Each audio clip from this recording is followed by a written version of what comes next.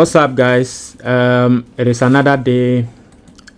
As you can see, this is a trade currently just closed out of, and I'm not going to lie, since yesterday this trade has really stressed me. I'm going to show you what I did, how this trade stressed me, right? But before that, yesterday I did a video explaining the trade I took, right? So today's trade is more like a continuation of yesterday's trade. So yesterday I took a short, but today I took a long. So I'm going to show you why I took a short yesterday and today why I took a long. So this was my setup yesterday. So clearly you could see that the market was in a downtrend. Now something quite interesting happened yesterday, right? Now let me put it side by side so you see what I am talking of. So this is today's trade, okay? This is today's trade, and this was yesterday's trade. So it's the same thing, right? It's the same structure. The market basically is at the same place. So this is today's trade. This was yesterday's trade. So yesterday the market was here. So clearly, as you can see, the market was in a downtrend, and I was marking the lows. Okay. So yesterday here I marked the low. This is the same thing as you are seeing right here. Okay, this was the low I marked. When the market retraced here, I took the trade because I knew the market wanted to break this. Now yesterday, this is what happened. The market indeed came here, printed a low, but it did not close beneath our low. Now this point was the point I was looking forward for the market to break if the market wanted to turn from a downtrend to an uptrend, right? So yesterday right here I was expecting the market to break this point and then probably retrace, and then I'll keep shorting the market. But yesterday the market did not close beneath this point and then went back up to close above this particular point. So clearly I knew that the market was now going into an uptrend. So that was a change of character. So I was looking to short the market furthermore, but the market decided to change character. And I was like, okay, since the market has changed character, what are we going to do? We are going to long the market, as simple as that.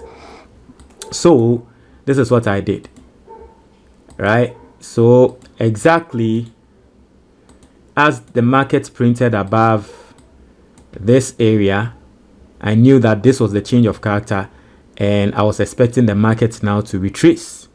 Okay. And so if the market is retracing, where would the market retrace to? The market obviously will retrace here, right? Why? Because the market has created a demand area, and this is the demand area. As the market changed character, I was expecting the market to retrace into the demand area, and clearly that was the demand area. And so yesterday I took this trade when the market retraced into the demand area and gave this wick candlestick. I took the trade, and then yesterday I closed up in profit. Okay, now as I closed in profit, the market is now in an uptrend. So what do? All I have to do is to mark out my demand area, expect the market to retrace into the demand area, then I take my trade, and then we go up.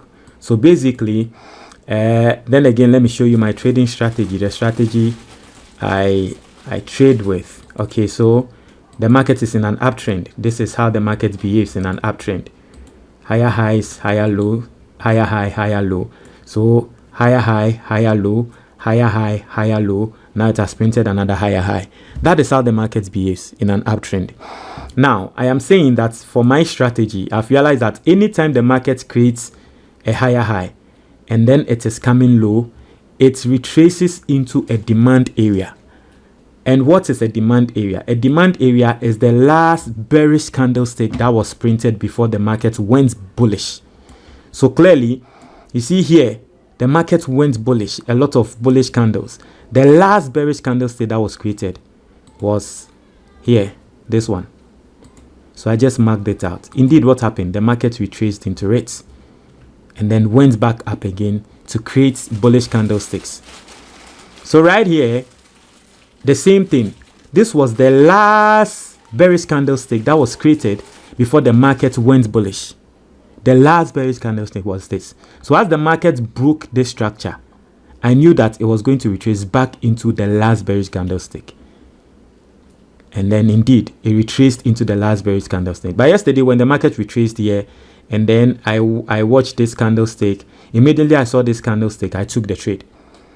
Immediately, I saw that the market retraced into this demand zone, and it printed this dodgy sign. I knew that the bulls wanted to take over. And indeed, yesterday, the bulls took over. They got here. And then the bears came back down. And the bears were strong, I'm not going to lie. Because you see, they almost took me out. Right? This was my point. I decided to be very generous with my stop loss. If I was to place my stop loss exactly beneath my demand area, I would have been taken out. Because see, when the market went up and came back down, it printed a wick. It's wicked a little bit beneath the demand area. So my stop loss helped me a lot. So when the market came back down, the bulls, this area, because it is a demand area, a lot of buy orders are sitting there. So the bulls are now taking over, and now they've printed a long candlestick, as you are seeing here, that has smashed this area. Okay, so what do we do? Clearly, the market is going up. The market is now, Bitcoin has been in a downtrend for a very long time. Clearly, this is the 1 hour time frame. Bitcoin is in an uptrend, right? So I mark out here. So here is my break of structure. Clearly, here is my break of structure, right? Here is my break of structure. So what do? I wait for the market to probably retrace back into the demand zone. And where is the demand zone? The market has created a new demand zone, which is the last bearish candlestick, this last bearish candlestick before the market went bullish. So I'm waiting for the market to probably retrace back into this demand zone. And then we'll take another trade and then target the highs. Very simple. So this has been my trading strategy for a while now. And if you've been following me, you know that all you have to do is to know where the market is going, know the trend of the market. Once you know the trend of the market, you just have to identify your supply zones or your demand zones. You are good to go. So today we are good. Yeah, we are looking for more trades. I'm going to see what the market will do. You see, sometimes what the market does, especially if the trend is strong, is the market will not really retrace back like that. And let me give you an example. So you see an example like this one.